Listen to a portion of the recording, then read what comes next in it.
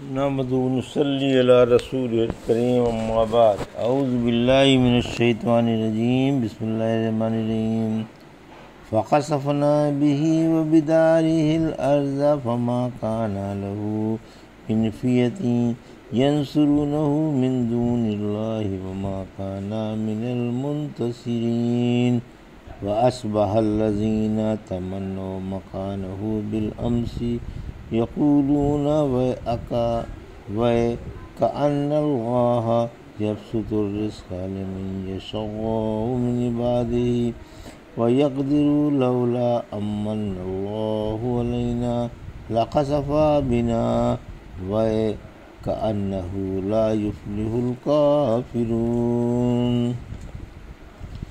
تلك الدار الآخرة نجعلها للذين لا يريدون علوا في الأرض ولا فسادا والعاقبة للمتقين من جاء بالحسنة فله خير منها ومن جاء بالسيئة فلا يجزى الذين عملوا السيئات إلا ما كانوا يعملون۔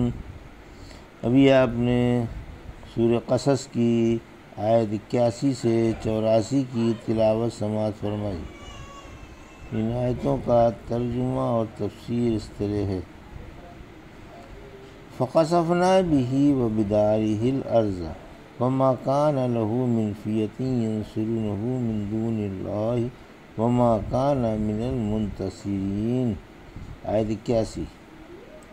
وأصبح الذين تمنوا مكانه بالأمس يقولون وكأن الله يبسط الرزق لمن يشاء من عباده ويقدر لولا أمن الله علينا لخسف بنا وكأنه لا يفلح الكافرون۔ آیت 82۔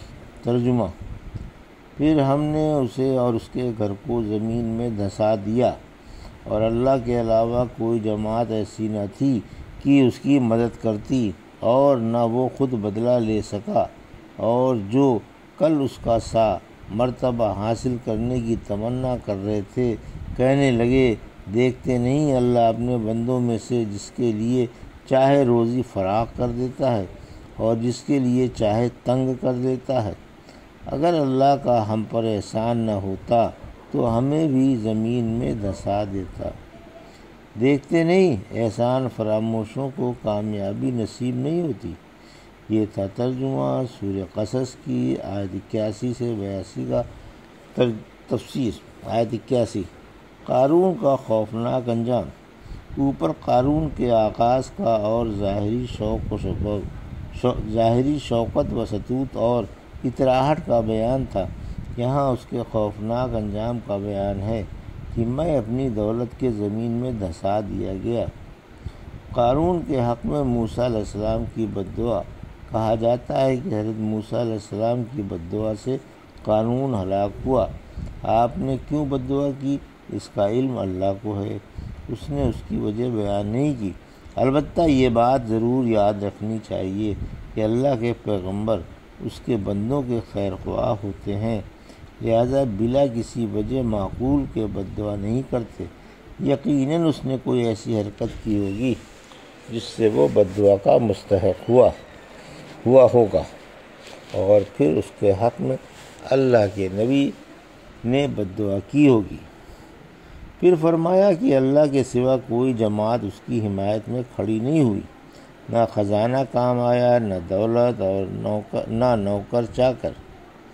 اس سے اللہ کا عذاب کوئی نہ ہٹا سکا اور نہ وہ خود ہی بدلہ لے سکا۔ رحمت عالم صلی اللہ علیہ وسلم نے فرمایا، اس حال میں کہ ایک شخص اپنا تہبند لٹکائے اتراتا ہوا جا رہا تھا، اتنے میں وہ زمین میں دھسا دیا گیا۔ اب وہ قیامت تک زمین میں دھستا ہی رہے گا۔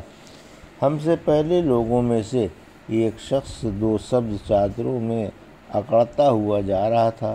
حق تعالیٰ کے حکم سے زمین نے اسے پکڑ لیا، اب وہ اس میں حشر تک دھستا ہی رہے گا۔ قارون کا خوفناک انجام دیکھ کر لوگ ڈر گئے کل جن لوگوں نے اس کا کروفر دیکھا تھا اور ان کے منہ میں پانی بھرایا تھا، اس کا زرق و برق لباس و سواری دیکھ کر آنکھیں چکا چوند ہو گئی تھیں، اور قارون کو بڑا خوش نصیب سمجھ کر اللہ سے دعائیں مانگ رہے تھے کہ ہمیں بھی ایسی ہی عزت و عظمت عطا فرما۔ آج جب وہ زمین میں دھس گیا تو کہنے لگے، تم دیکھتے نہیں اللہ اپنے بندوں میں سے جس کے لیے چاہے روزی فراخ فرما دیتا ہے اور جس کے لیے چاہے تنگ کر دیتا ہے۔ یعنی مال اللہ کی رضا کی نشانی نہیں، کیونکہ حق تعالیٰ دیتا بھی ہے اور نہیں بھی دیتا۔ تنگی فراخی، قبض و بسط اور عزت و ذلت اللہ ہی کے اختیار میں ہے۔ اس کا ہر کام سرتاپائے حکمت و حجت ہے۔ رحمت عالم صلی اللہ علیہ وسلم نے فرمایا کہ حق تعالیٰ نے روزیوں کی طرح اخلاق بھی بانٹ دیے ہیں۔ وہ مال تو دوست و دشمن سبھی کو دیتا ہے، مگر ایمان دوست ہی کو عطا فرماتا ہے۔ پھر فرمایا اگر ہم پر اللہ کا لطف و احسان نہ ہوتا تو اس کی طرح ہم بھی زمین دوز کر دیے جاتے، کیونکہ ہم نے بھی اسی جیسی عزت و عظمت کی تمنا کی تھی۔ دیکھتے نہیں اللہ ایسے کافروں کو کامیاب نہیں فرماتا۔ یعنی قارون کافر تھا، اور کافر نہ دنیا میں فلاح پاتے ہیں اور نہ آخرت میں۔ تلک الدار الآخرۃ نجعلها للذین لا یریدون علوا فی الارض ولا فسادا والعاقبۃ للمتقین۔ آیت 83۔ من جاء بالحسنۃ فلہ خیر منها ومن جاء بالسیئۃ فلا یجزی الذین عملوا السیئات الا ما كانوا یعملون۔ آیت 84۔ ترجمہ، یہ آخرت کا گھر ہم ان کو دیتے ہیں جو دنیا میں اونچا بننا نہیں چاہتے اور نہ فساد مچاتے ہیں، اور انجام پرہیزگاروں کے لیے ہے۔ جو نیکی لے کر آئے گا اسے اس سے بہتر صلہ ملے گا، اور جو برائی لائے گا تو برائی کرنے والوں کو ان کی ہوئی برائیوں کا بدلہ دیا جائے گا۔ یہ تھا ترجمہ آیت 83-84 کا۔ تفسیر۔ آیت 83۔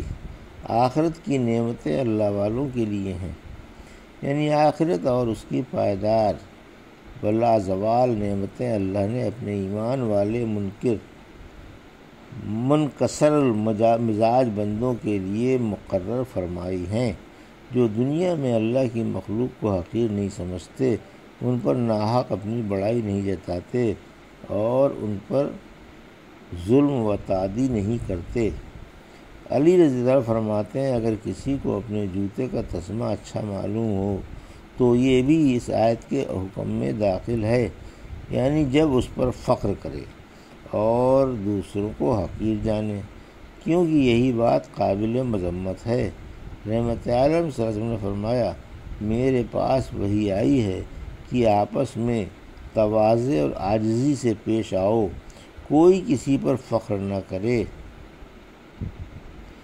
اور نہ زیادتی کرے۔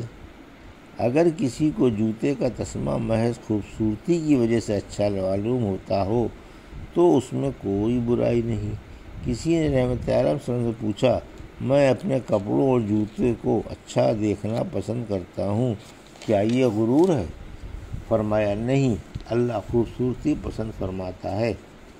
آیت 84۔ یعنی قیامت کے دن نیکی کا ثواب 10 گنا ملے گا۔ اول تو انسان کی نیکی سے اللہ کا ثواب بہت اچھا ہے، پھر اضافے کی صورت میں تو سونے پر سہاگا ہے، کیونکہ یہ فضل و کرم کا مقام ہے۔ پھر فرمایا کہ ایک بدی کا بدلہ ایک ہی بدی ملے گا، اس میں نیکی کی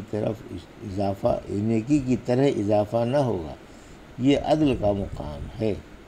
سورہ نمل کی آیت 90 میں فرمایا جو برائی لے کر آئیں گے وہ منہ کے بل جہنم میں جھونک دیے جائیں گے، یہ تمہارے عملوں کا بدلہ ہے، یہ عدل کا مقام ہے۔ یہ تھا سورہ قصص کی آیت 81 سے 84 کا ترجمہ اور تفسیر جو بھی آپ نے سماعت فرمائی۔